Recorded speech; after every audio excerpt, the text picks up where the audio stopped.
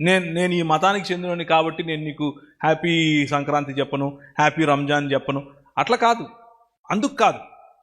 ఆ మతంలో ఉన్నది ఉన్నట్లుగా ఆ మతం ఏదైతే చెప్తుందో దీపావళి గురించి ఆ ఆలోచనను తీసుకుని నేను నిజమైన దీపావళి లేకపోతే నిజమైన వెలుగుని ఈ విధంగా చూస్తున్నాను అని చెబుతూ చాలా ప్రేమగా చాలా సహోదర భావంతో ఒకరినొకరం గ్రీట్ చేసుకోవటం తప్పు కాదు, ఒకరినొకరం ఆశీర్వదించుకోవటం తప్పు కాదు.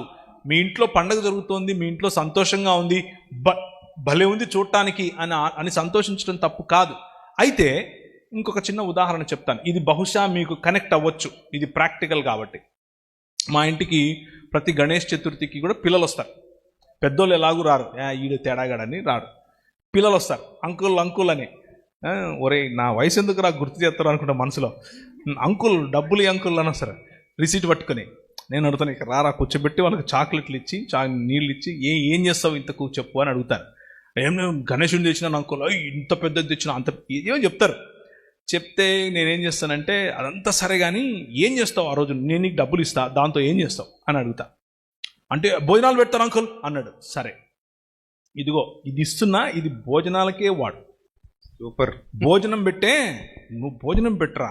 అది ఒక సాటి మనిషి ఆకలి ఉన్నప్పుడు భోజనం పెట్టడం దేవుడు నేర్పాడు అని చెప్పి ఇచ్చి పంపుతాను.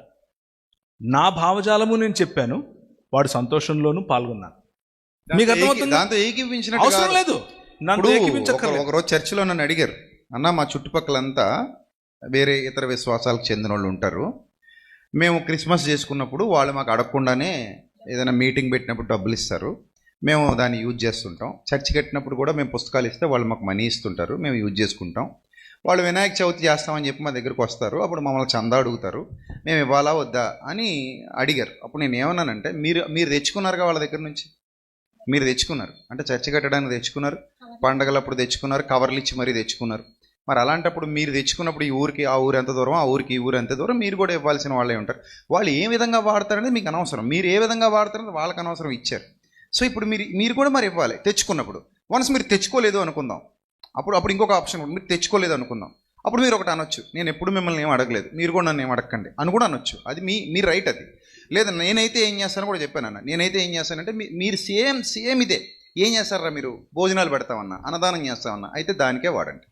సేమ్ ఇదే విషయం చెప్పాను నేను, దానికే వాడండి, హ్యాపీగా వాడుకోండి, యూజ్ చేసుకోండి.